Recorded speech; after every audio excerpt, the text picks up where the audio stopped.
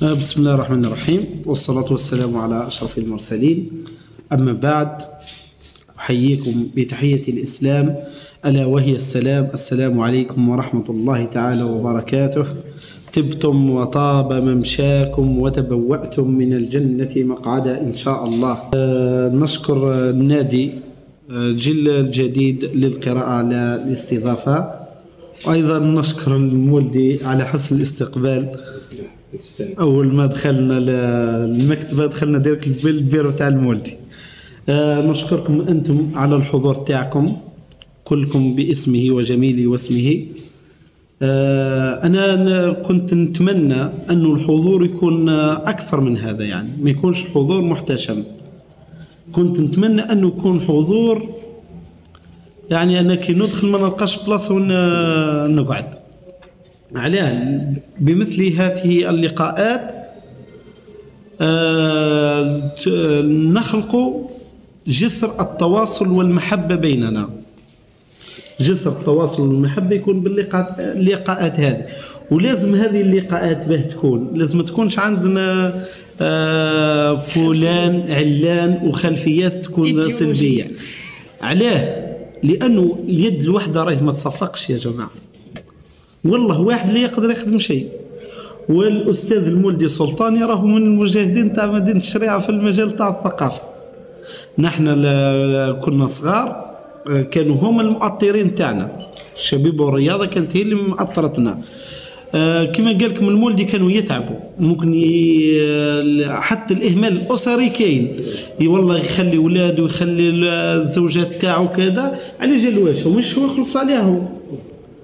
هو راهو يخدم من 8 مثلا للربع يعاود يولي للدار، عليه يكمل من الربع حتى ل8 تاع الليل، ما عنده فيها لا ناقة لا جمال، إلا أنه حب النشاط وخلق هذه الحيوية والاستمرارية تاع النشاط هو اللي تخليه أنه يبذل مجهود فوق مجهوده.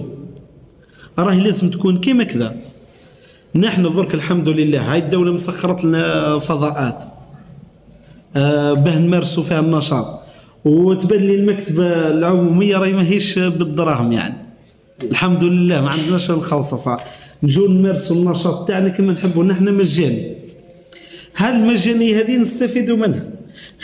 خليني أنا نوصل ميساج للولاد الصغار.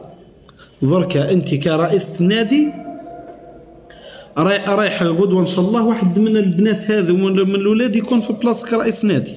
راهي والله ما تدوم الواحد. ديما نحن البلاصة تاعنا نخلوها لواحد آخر ينشط في بلاصتنا، وهكذا تستمر الحياة.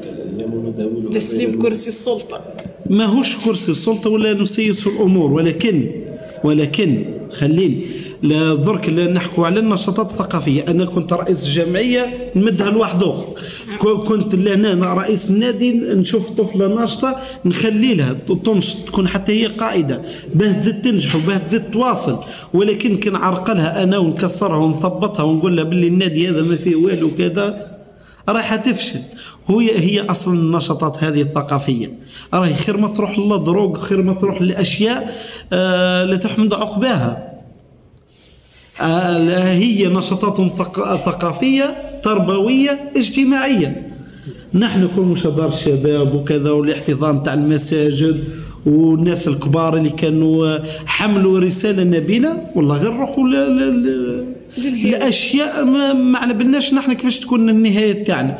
والحمد لله بفضل ربي ان لقينا ناس اطارات في الدوله من الشباب والرياضه، من شحال من مؤسسه تبع الدوله انهم